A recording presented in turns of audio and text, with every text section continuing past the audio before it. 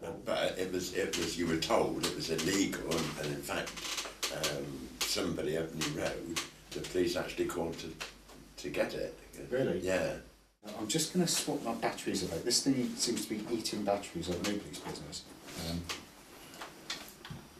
So I'm just going to check this, because I just put these in new 5 minutes ago and they've gone down already.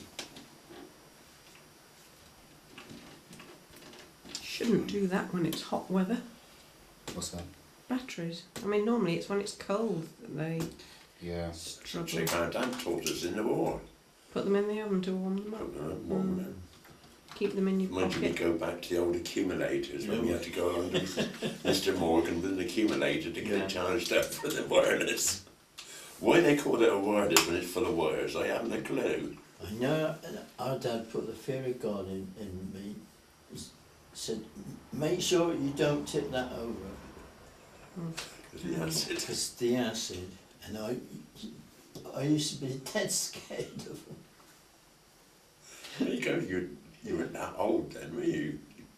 Less than 6 when you had to do that. I was born in Wiltshire, and 7th of June, 1934.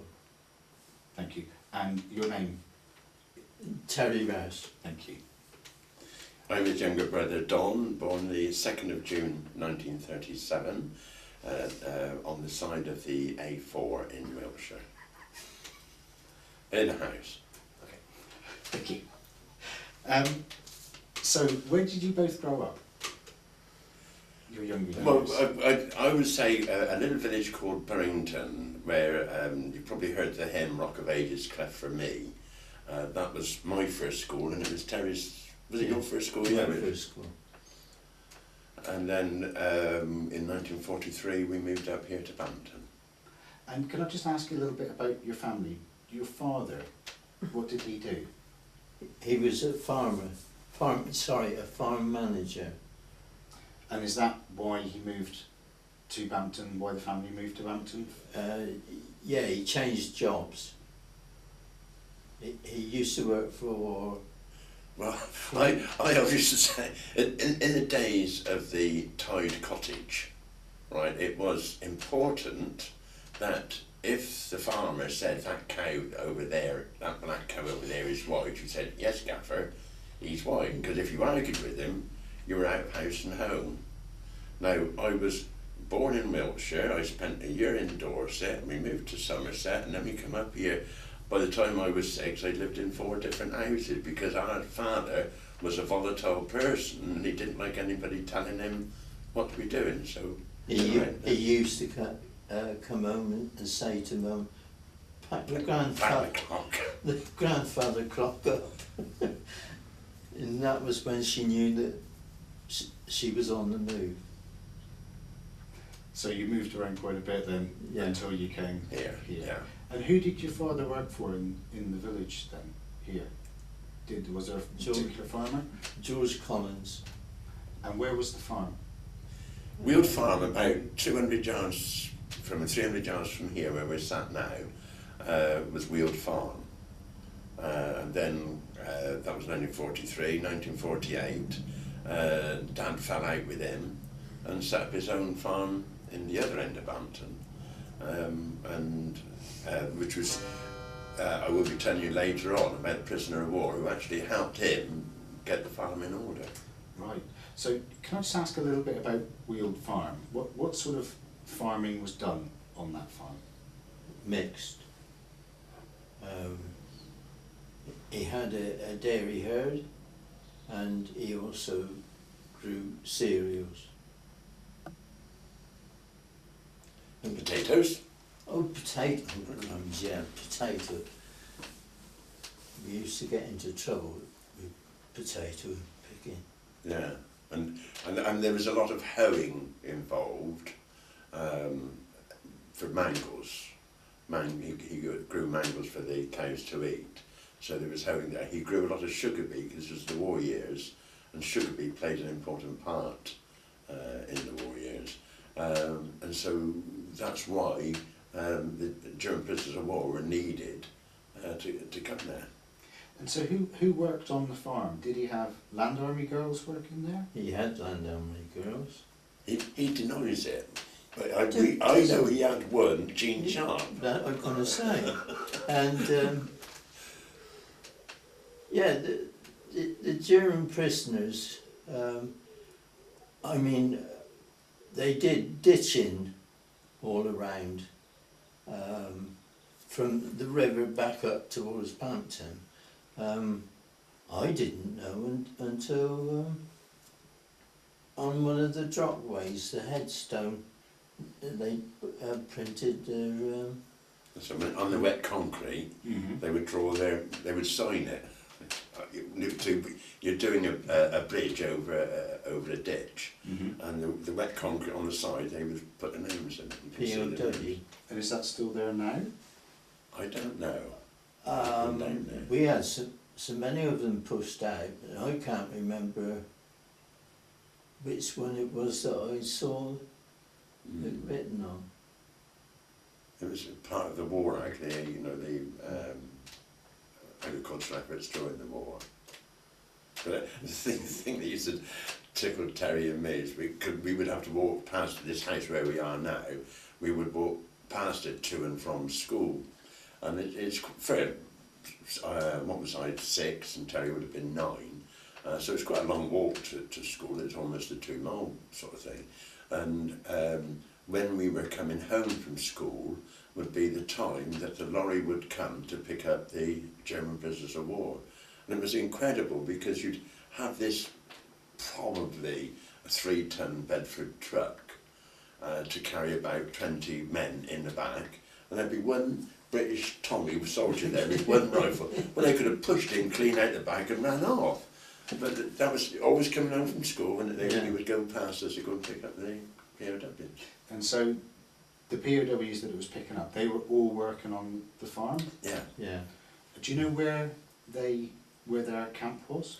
Yeah, it was at Curbridge, the next sort of 2 villages up from here. And there was a big camp there. I mean, I was only 6 and Terry was 9 when we came here, so we wouldn't have a clue what arrangements was made. But I would assume that Father, being the farm manager, would phone in and say, well, right, we're haymaking today, I need 20 men, or hoeing or whatever. He would say how many men he needed, and they would then send them out. Can I ask your father's name? Reg Reg. Reg Rouse. Reg Rouse. Thank you. And so the camp, did you ever see it? Did you see where it was? Oh yeah, yeah. That hut was there until the 1960s. The hut was still there. Sorry, I meant the camp which the prisoners came from, the bigger camp. Yeah, at Curbridge. It was all. So how It big wasn't it? it wasn't that big. Right. It wasn't that big. It would probably house 40, 50 people. So was it single? It was one single wooden long shed, as I remember it. Right. And whereabouts was it? Can you recall? Yeah, you know, on the A4095 Bampton to Whitney Road, there's a staggered crossroad in the village of Curbridge, where you can go left to Bryce Norton or right to Ducklington. And it was just past there on the north side of the A4095. No, thank you. Go. And the prisoners that were here working on the farm, did you ever have any contact with them? Or were you at school all the time when they were? I had contact with them at weekends. You had more contact because by the time I come home from school, it was probably 5 o'clock time. He's showing off that he went to grammar school. he passed a scholarship. So did he. So did he.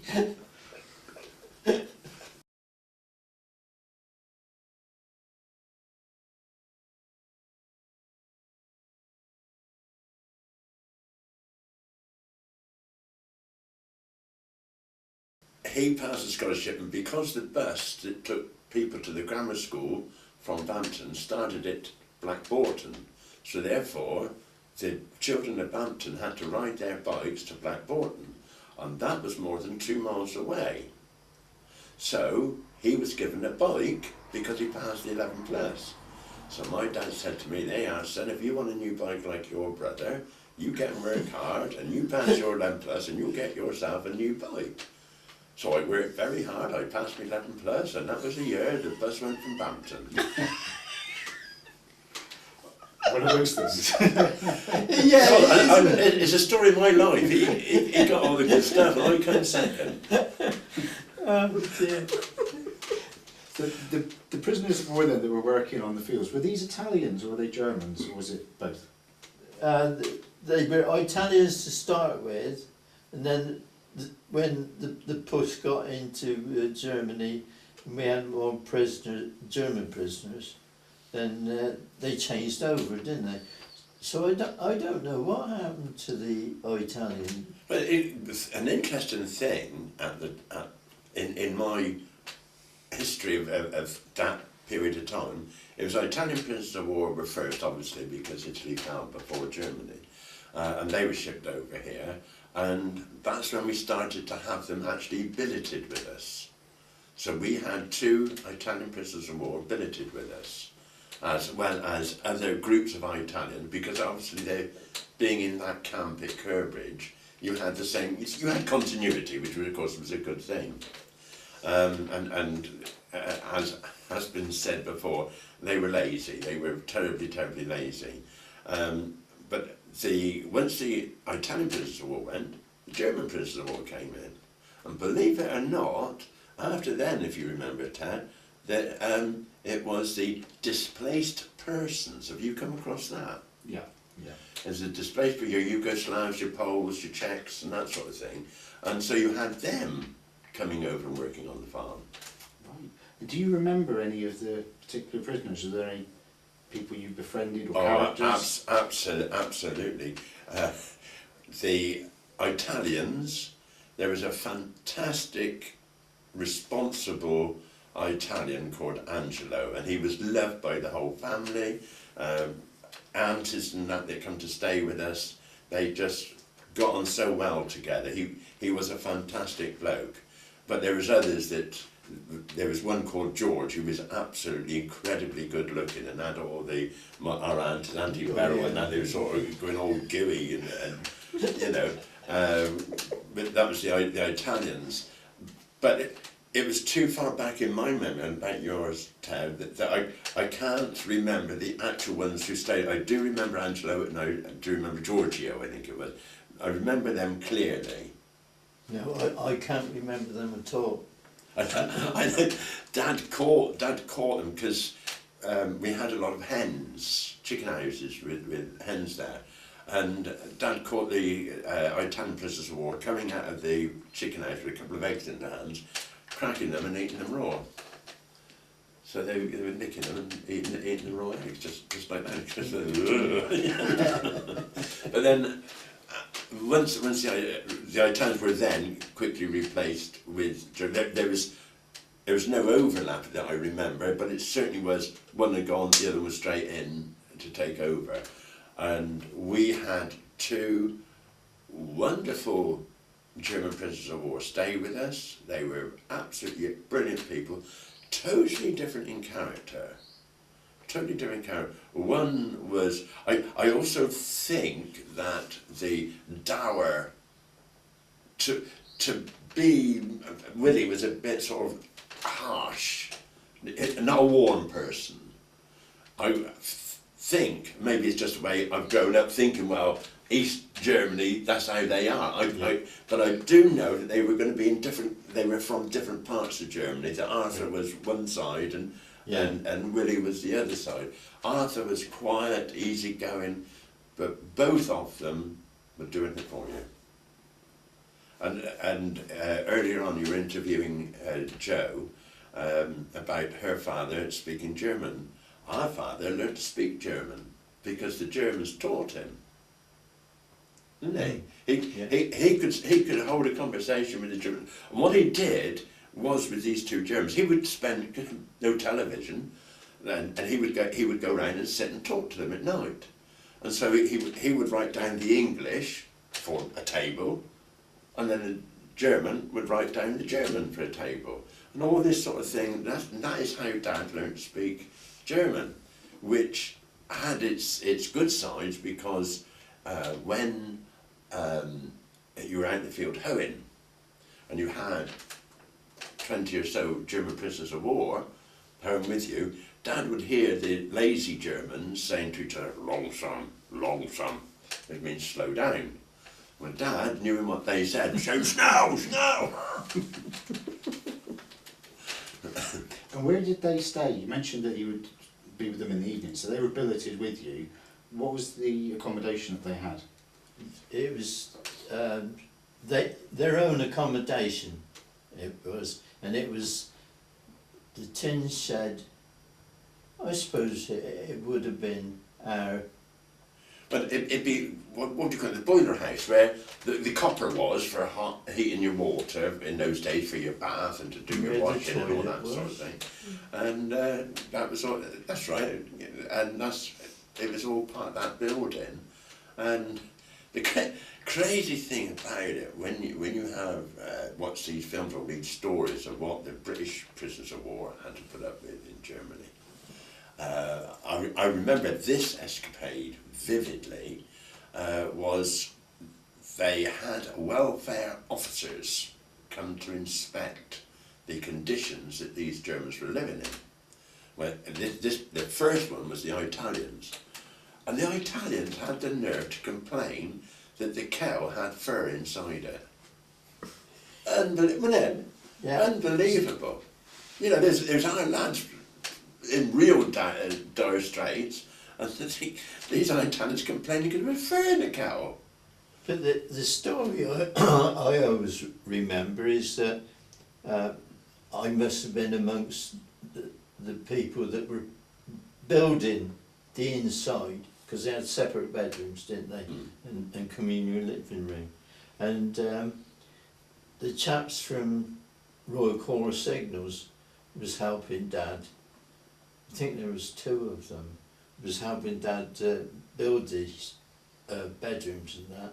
And they, these 2 signals complained that what they were building was better accommodation than what they had at the camp. The camp was 300 yards up the road from them, and the signals had 1 blanket, whereas they had 2. Right, so the camp that the signalsmen were in was in the village as well? Yeah. Yeah. For want of a better description, yes. Only about half a mile from where the German prisoners of war, but it's all on the outskirts of Bampton. And I think you mentioned another story when the welfare... Oh my God, yeah. That, do you know what? That, to this day, that still makes me go cold. And that was the German welfare officers came out, and they were expected, and the 2 German prisoners of war came to meet them. So right outside our front door, the German prisoners of war and their officers, the welfare officers, did the Heil Hitler salute, said, "Heil Hitler!" And I, "You buggers, we're winning and you're here, you know." But yeah, they actually did the Heil Hitler salute outside our front door, and that rankles with me to this day. And was that Arthur and Willie? That was Arthur and Willie, yeah. So I assume that this was when the war was still going on, or was it? I would have thought so, yes. Yeah. So they were with you then from 45 onwards? 40, I would probably said 44, and then an interesting thing that happened between them. Our dad was a big man. He feared absolutely nobody, feared nothing. Hence we were always moving around the countryside. He feared nobody. And these 2 Germans one night had an almighty row, and it was nasty. And Dad went and got a bottle in there, a big wine bottle or a lemonade bottle, I don't know what it was, but he sat on the table between them, and he warned them that if one got out of hand, he was cracking over the head with it, and he wouldn't think twice about it. So he tried because he could speak German, he tried to pour oil on troubled waters. And in the end, they could not be left together because one would have killed the other. And so one was taken away. Arthur was the one to go away, and yet he was the nicest of the two. Yeah. Arthur went away, and that left Willie there. Now, Terry and I know that in February the 1st, 1948, Dad got the tenancy of a small farm, the other end of Bampton. And this small farm never had running water. You had to pump it with an old-fashioned pump. In fact, that was my first job when I come home from school, aged 10, was to pump this water. And he had to dig. He was still working for his boss. But what happened was that Dad would get up at about 3:30 in the morning, and he'd ride his bicycle 2 miles up through the other end of the village, where he would milk his cows. He would then, by 6 o'clock, be working back down for his boss. He would ride his bike back down. And then at 8 o'clock, he would go back up again after he'd done his boss's milking. He would go and feed his pigs and see to the cows, etc. He would then go and work for his boss till 4 o'clock at night, which is when I come home from school. And then he would go back and milk his cows, feed his pigs, and do the farm work that he had to. Well, so it was during this period of time, February till May, that we were living on the farm where his boss was, but he was still running this new acquisition. And he wanted to dig a trench and lay a water pipe from the nearest mains right through this old farmyard to his dairy. And Willie, bless his heart, Willie offered to help him. No money exchanged, and Willie offered to help him. So the first night they went out, and come about 11 o'clock at night, remember the hours that Dad, I just said Dad worked, come about 11 o'clock at night, Dad had had enough. No, it was the other way round. Yeah. It was the other way round. Willie had had enough at about 10 o'clock at night, right? And Dad said, oh, no, we'll keep going, because he had the impulse to finish, get it done, sort of. And Willie said, no, Mr. Rouse, no, we rest. So they went home. But Willie was so charged up with an Englishman beating him, being able to work longer hours than him, he loaded himself up, if I remember, on cheese. But he loaded himself up, and so the next night they went off again, and then come about 1 o'clock in the morning, Dad said, right, Willie, we call that enough. No, Mr. Rouse, we keep going. And he kept going till they finished digging his trench to put the water pipe in. Now, how about that? And another story was they were doing it with candles in glass jars. And was it our Dad put the pickaxe straight through it? Yeah. Well, it's the old hurricane lamps.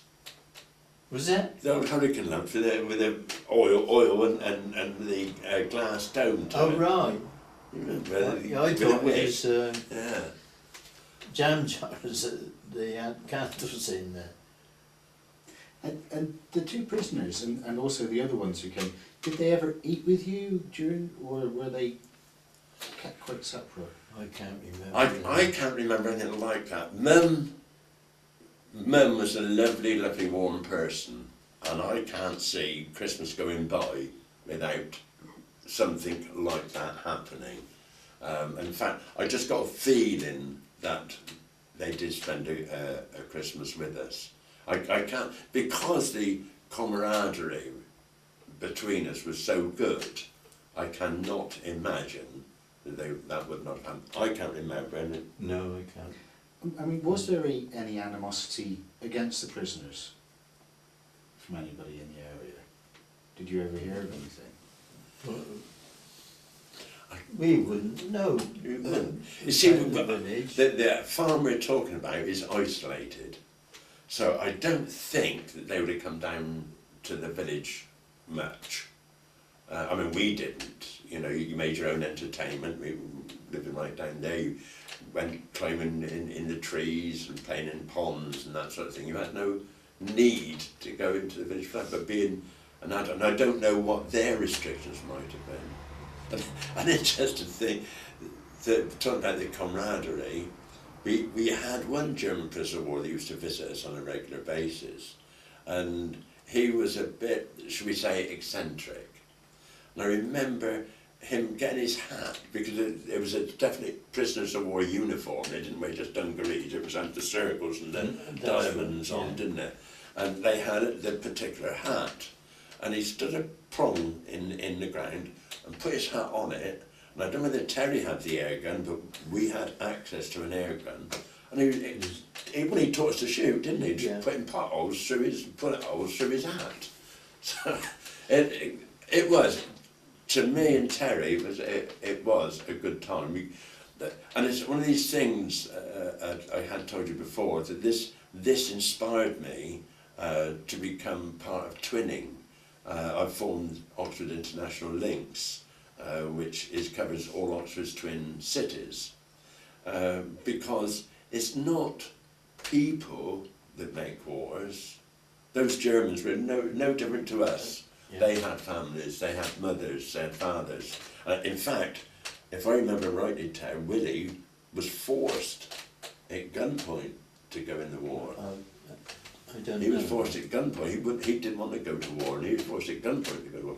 So it's leaders like Hitler that takes you to war, not the people. The people don't want. Look at the First World War, when they had a game, the Germans and the English had a game of football. Mm. You know, it's leaders that causes the trouble, not the people. Mm. And you mentioned there that he was forced to go to war. Do you know, were they in the army or the air force? Was that ever talked about? I'm pretty sure they were both army. Yeah, I'd say. Yeah. And the prisoner of war uniform or clothing, could you describe what they wore? Well, can you remember it all? Only diamonds on the one leg, on it, a circle on the other, and then what was on the back? In the middle. A circle for a target. Bang. No, it was khaki, but they had these patches sewn on that was diamonds and circles. And a definite German hat. I searched my place through and through and through, but we did have a photo, because Dad, in the war years, and it should be brought back in my idea, in Bampton was a secondary modern school, but it was everything. Mm-hmm. You went through primary right through to your left school. If you passed the scholarship, then off you went to grammar school. And the senior lads, because you left school at 14 in those days, Dad took them for farming, because farming employs something like 80% of the population around here. And so Dad took them for farming. So once a week, this class of boys would go down to the farm, to Weald Farm, Bampton, and Dad would take them for farming. And I've got a picture of Willie the German on a load of muck, doing muck spreading. And I cannot find, I'm sorry, Danny, I know you would have liked it, but I couldn't find it. But definitely, with his pink cone, he's spread them in your by hand, and then there's these boys all stood by a gate as part of it. So. Mm. Can I ask you a couple of questions just about other things in the area? Because obviously you're quite near to Bryce Norton here. Do you ever remember seeing planes going over and things like that? Yeah. Could you tell me any more? What are those buildings called horse gliders? They started off where they used to tow them behind the airplane, and then towards the end they got clever with it and had the tow rope put up, and they used to come down and snatch them in the takeoff. What were we talking about? 13, we're talking about 70 years ago. If somebody committed a crime 70 years ago, could they still be done for it? I thought so. Well, my brother... I'm going to turn the camera off. I guess it depends on the crime. Well, you're not getting out of this door until we get here. There's a place round here called DZ, called Drop-In Zone, and they used to do practice parachute drops. of one side. Was it people? I mean, you got to remember. I was 6. Terry was 9. It was canisters. Oh, yeah, that tinfoil stuff that they did to put throw the radar off, wasn't it? The silver strips of paper and that sort of thing. Yeah, that was the Germans did that, wasn't it? I don't know, Terry. It is to put these aerials out. That tinfoil draped over the aerials and shorted it. So we couldn't speak to our people in Germany. This DZ had parachutes being dropped there. And my brother, being older than me, was with the older lads in the village, and they'd all go right across to Shifford, nearly, and it's already out in Shifford way, and there's this drop-in zone there. And you get all this, I'm going to whisper, in case anybody's listening, right? These parachutes had dropped, we had silk that could make knickers for ladies.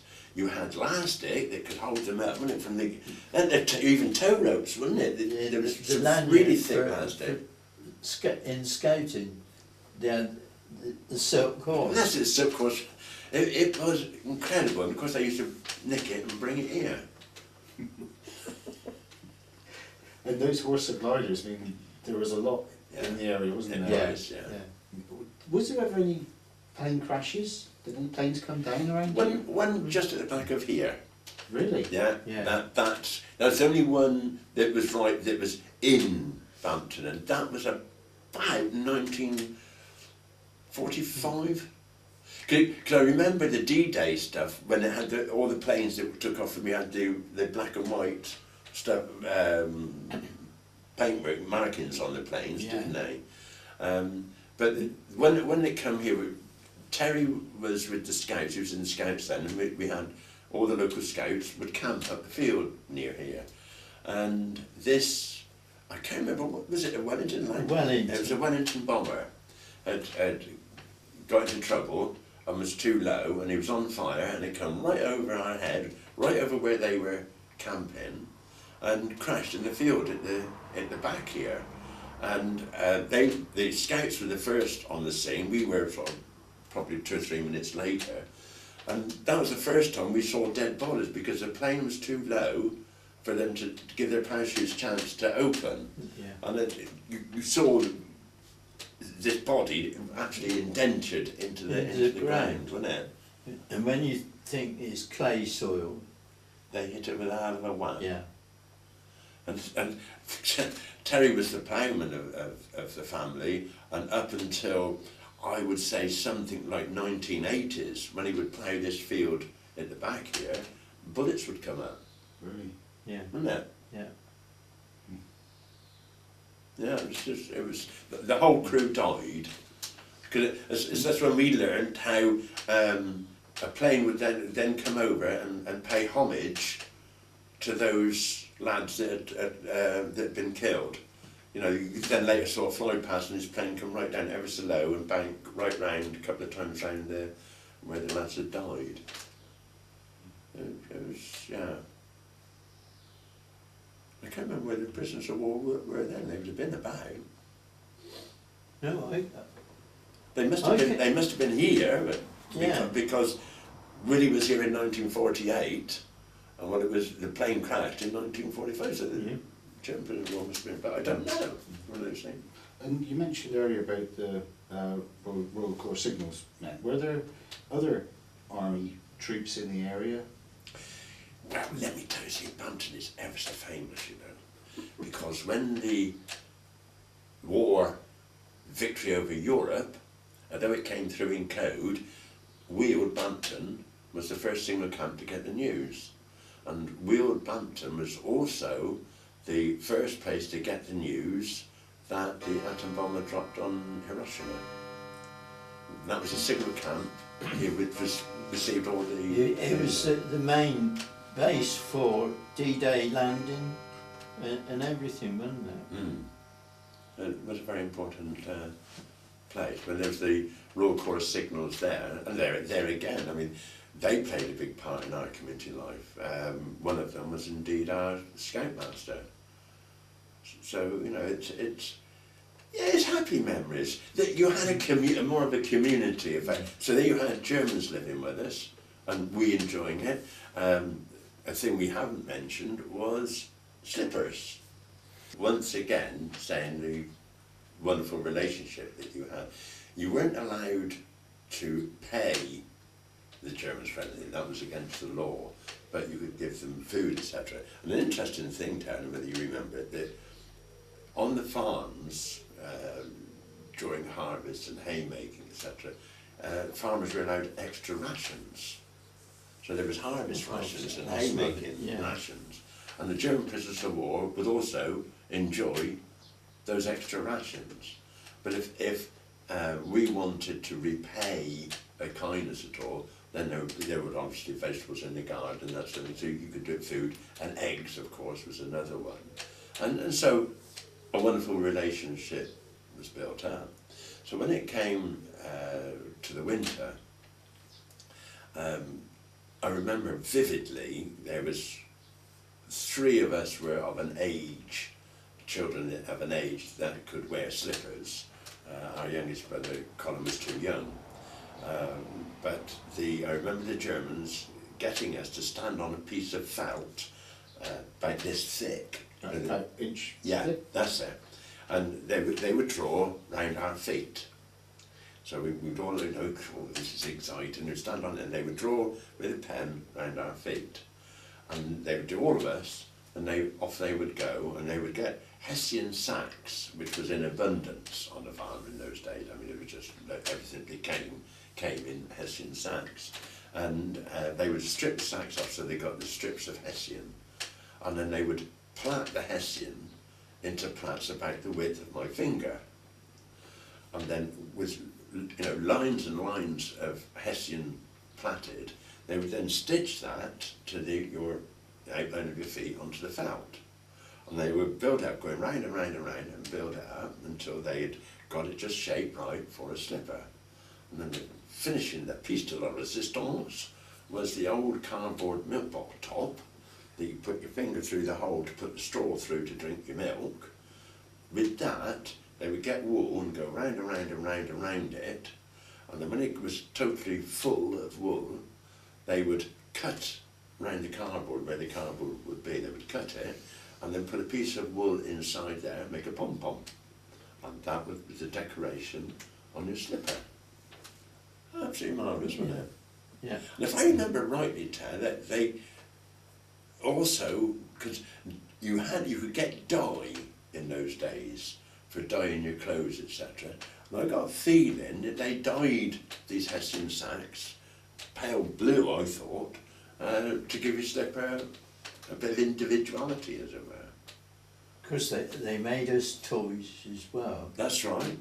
Well, Arthur, being the carpenter, that's it. Yeah. What? Could you tell me about the toys? Yeah. These horses was half a log, which was the body, and I can't remember Well, then they would what put the legs into it, and they was he was an Arthur, as I say, he was a softer person than Willie. Willie was a very quiet and reserved man, whether he got problems at home or because he was from East, and therefore I'm sure word would have got through that the Russians was coming over and giving them a rough time as they were coming over. I'm sure he would have got word of that. And so he was different, but Arthur, Terry's telling you about it, he was a craftsman. And they made bracelets. They get a flat piece of, well, iron, I would say, and then this plastic. During the war years, you could get this plastic. It was either that thick or round, about the size that when you rewire a plug. Mm-hmm. And that about that size, and then they used to do brooches. He's telling you this. He's a fibber because they taught him to do it. And when he was flogging them round Bampton. Because you taught me. You got a ring, an ordinary curtain ring, and he went. You get double thickness, And you would go round and then loop it through and then round and loop it through like a little hitch. And he was flogging it. So it was bound around with the different coloured plastic. Yeah. That's right. thread sort of. When you looked at it, you thought it was a proper job, you know. Yeah, because didn't it then got a safety pin and put a coloured button on it or something, they were reflective, in the middle. And as you say, it looked very, very attractive. Did you make much? No, you know, we're frightening impacts want to be listening to this. Well, Moving on then.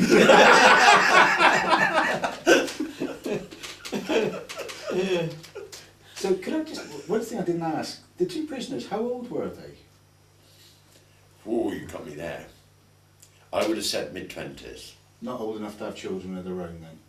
Or if they'd been away at If war? they did, you see, we weren't old enough. Had we been in our teens, then we would have talked to them about families. I don't know, Ted, do you? We did try to have picked up the German language. Hmm. You know, the older you get, you try to do things, don't you? Did they both speak English? No. Oh, they probably did towards the end. Yeah, they probably would have done towards the end. But you communicated all right with them? Dad communicated with them, and as kids, wait, thank you, yes. And it's like when where's it the English when they go abroad, they wave their hands and think that's how you speak Spanish. It's like Joe said, that there was no trouble of saying you keep away from them prisoners of war or anything like that. You just got in amongst them. Absolutely, absolutely. Well, as I say, it's not the people that causes problems, it's the governments. I wanted to ask you something else about in the village as well. Was there a home guard? Oh, you really want to hear about Bampton's Home Guard? Yes, please. It's not going to be it. Right. No. They actually used to practice on the fields around here. Mm-hmm. So Mr. Collins, which was Dad's boss, he was also in the Home Guard. I mean, the old things where they were on parade. So talk about Dad's army, to watch them on parade. It was fascinating, and Captain Webb, just down the road there, he gave the order, right, turn. Everybody turned left bar Dad. Dad turned right. Then Dad saw them go the other way, so he thought, I've got this wrong. So he turned back left, and he said, I've got another rollicking for you, were the only one. But then they would have manoeuvres across the fields, and they'd have bits of wood for guns. I mean, there just wasn't the guns to go around, so they had bits of wood. And then, you know, in a Christmas cracker, you've got that thing that goes bang. Well, they used to get them in a batch and tie that to the end of the bit of wood, and then they'd keep pulling that to go bang to shoot you're dead. Hey, I shot you, why aren't you dead, you know?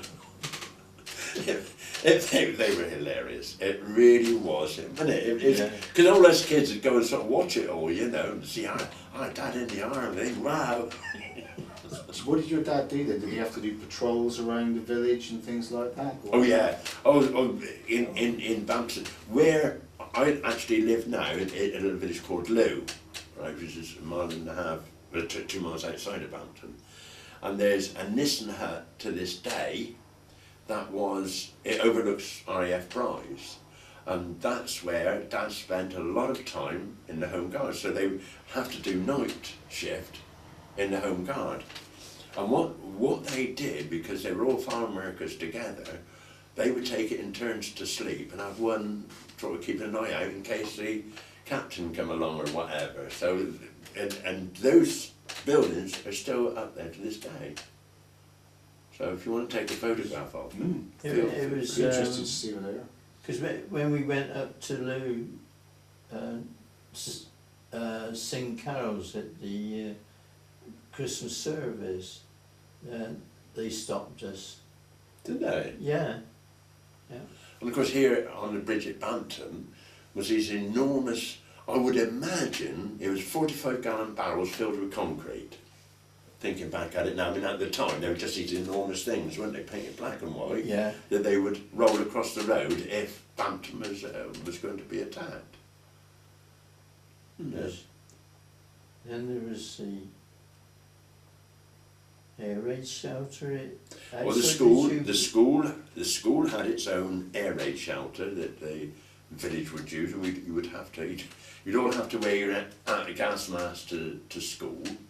And that's where we were at Dunbar. Our sister had a Mickey Mouse one, and we didn't. Yeah. You would and then you had to go to the town hall in Bampton for gas mask tests. And the way they used to test the gas mask was that you had to put it on and breathe in, and they stick a bit of paper on the bottom, and if it stayed on, then obviously it was working right. If it didn't, then you obviously were getting air seeping around the sides. So that was quite a common thing to have to do. Were there any air raids in the area? Were any bombs dropped? WWII had one or two, but nothing much. The first bomb fell just over there. Was there? By the signal camp. I don't know, it was before 43 then, no. Yes. When we lived in Somerset, they were bombing Bristol, and they would come out over the Mendips by us and go back in to empty their load.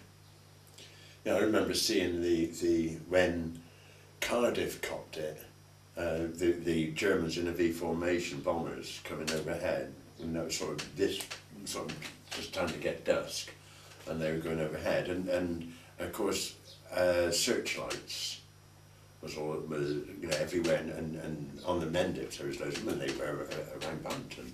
There was the searchlights to try and catch enemy airplanes at night. Yeah. And you mentioned about, we mentioned about raw signals here and everything like that. Were there any Americans in the area? Oh yeah, they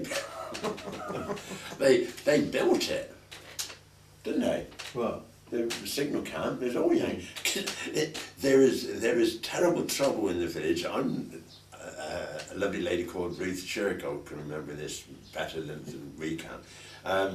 There was black Americans, and white Americans, and never the twain should meet. But the black ones were nearly all Methodists, and our mum was Methodist, and we had enjoyed some of the most beautiful, spiritual, evensongs you could wish for. All these deep black American voices singing spirituals in Bampton Methodist Church. Absolutely beautiful. Absolutely beautiful. And of course the camp was in the throes of being built and improved upon. As I understand it, there was 4 big aerials, and those 4 aerials had to be in an accurate alignment with the areas that was transmitting from the different foreign countries. And so it was a very, very skillful job to put all these different aerials out. Where exactly was the camp? From here, southwest from here. In fact, the nearest area would be in the field at the back of here. And Just that's the top of Place Furlong, wouldn't it? And the road which runs down here is? That's Weald Road. It's called Weald Street. And so you are in the hamlet of Weald, which is part of Bampton. In fact, geographically, it's bigger than Bampton. But Weald Bampton is where you are. Weald was the signal camp that played a very important part in the war. And when Terry and I came here, the road leading to it was just a mud track. So the Yanks came in with their big bulldozers and cleared it and bulldozed it and laid a hardcore road to it. But the Americans played a big part. And you can see the children in the area to this day. And you mentioned about the black and white Americans, and were there any incidents of conflict? You would have to speak to Ruth Shergold about that, but yes, there was. I don't know. I mean, we weren't bothered with that sort of thing. All we know is that the chapel on the Sunday was a smashing time. Well, I don't think I've got many questions left for you. Okay. Right. There we go. Terry, do tell him about the incident when you were still in Somerset, when your dad went out. When that, Oh, with the Brussels sprouts down? Yeah. Oh, that's a cracker. it's wonderful. That's a cracker. And the Home Guard got called out because a German bomber had come down. And so Dad got out of bed and come down and thought, oh, I better take something. And he picked up what he thought was a piece of wood. And To kill the Germans. This is the Home Guard. they went off down across the field, and a friend from next door, which he was also the cowman on the farm, and they went down to see if there was any prisoners to be taken. When they got down there was no prisoners to be taken, and he came back and went to bed, and he propped this thing by the back door and went to bed, went to milking, and he had a look at this stick that he picked up from the garden, and it was a Brussels sprout stick. He was going to kill the Jerrys. And that was when you were down in Somerset. Somerset, yeah. Well, the friend from across the road, he was a neurotic, wasn't he, Mr. Mills? And then he got his tin out there and he come round banging on Dan's door. The Germans are here, the Germans are here. But well, one of the most macabre things that Terry and I experienced at the time down there, and yet it didn't faze us one bit, was an airplane, it was an English plane, an Airspeed Oxford, had been doing training flights outside Bristol. And he come up, he hit a tree. So on the way to school, we're going past where this Airspeed Oxford had hit the tree. We want one, looking around, see what we find. We picked up a glove and still had the hand in it. That didn't faze us one bit. Hey, look at this, you know. Crazy. And you sort well, I would have been less than 6 sort of thing. Amazing. But the thing that stands out at that time was when that German plane come down, was his name Ron Fair? Ron Fair took a machine gun out of the aeroplane and brought it to school. Oh yeah. Please, I will get the teachers to respect me. And the police turned up. the police turned up, yeah. Who's got this machine? So, I mean, were you told off, or were you warned about doing that sort of thing around here as well? Yeah, If planes yeah. came down? You were not allowed to steal from. See, that was another thing, wasn't it, Ted? The airplane glass. You Oh, could make, yes. make rings out of it, couldn't you? That's right. You know, if an airplane crashed anywhere around here, if you would get there before the police or when nobody was looking and steal the airplane glass, you did say it'd be all right 70 years after, didn't you? And you could cut it, you could carve, because it's perspex, and you could carve it and you carve little rings out, didn't you? Yes. The number of times I got married. Cheapskate. Okay. I'm surprised you didn't give him one of your brooches. So that's probably the engagement. That's why it never lasted. So there were quite a few planes did come down there. I mean, the one came down over the field there, you said, but there's other ones came down as well then. Not so much in this area. It was where we were in Somerset. Yeah, there's a lot there forever. Because Bristol, you see, right? So 12 miles from Bristol, and that's the roadway, not the crow. When the crow flies, I suppose you're in about 8 miles from Bristol. Or the Junkers fan, whatever it is. Well, thank you very much for your time.